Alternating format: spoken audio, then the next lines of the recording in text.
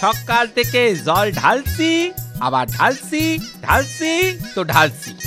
এ কি রকম গাছ রে বাবা! অনেক দেখলে ভাববে গাছে জলই দিনি। আর ভাবলি ভাবুক, পারিনি বাবা। সন্ধ্যের আগে আরো 2 বালতি জল ঢেলে দেবো কোন।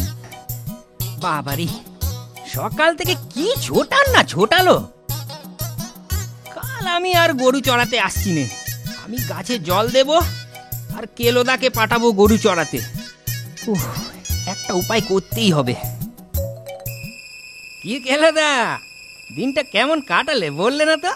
আরে বেড়ে কেটেছে ভাই মদন। গাছের গোড়ায় 1 বালতি জল ঢালতি, মাটি ভিজে একবারে ফুলে ঢোল।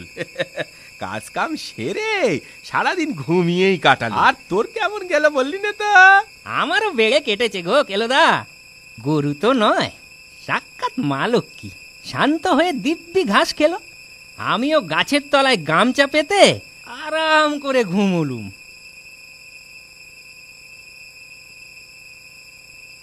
ও কেলোদা, কেলোদা গো, তুমি আজ গরু চড়াও আর আমি গাছে জল দিই। বড় ভালো বলেছিস, বড় ভালো বলেছিস, সেই ভালো।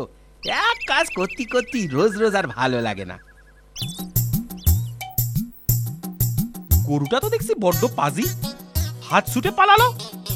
মদনটাও তো কম পাজি নয়। আমায় মিথ্যে বলেছিল। কোথায় যে গরুটারে খুঁজি এখন।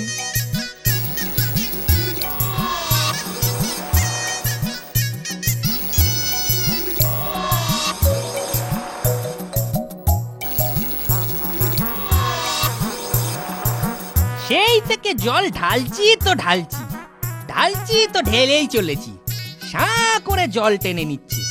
কেলোদা তাহলে মিথ্যে বলেছিল। এত জল কোথায় যে যাচ্ছে। কি কেলোদা, দিনটা কেমন কাটালে? একেবারে ঠিক যেমনটি তুই কাটিয়েছিস, ঠিক তেমনটি।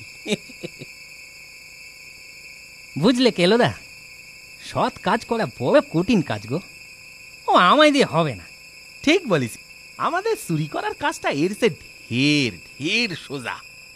এমন বজ্জাত গরু আমি আগে কখনো দেখিনি বাবা। দেখো কেলোদা, খুঁজলে অমন পাজি গরু তুমি আরো পাবে, কিন্তু অমন ওই জল খাওয়া গাছ জগতে আর 2টি আছে বলে তো আমার মনে হয়নি। এত জল যে যায় কোথায়? গাছের নিচে কি সমুদ্র আছে নাকি গো? হ্যাঁ, এই একটা কাজের কথা বলিসিস। মনিক তো বাড়িতে নেই।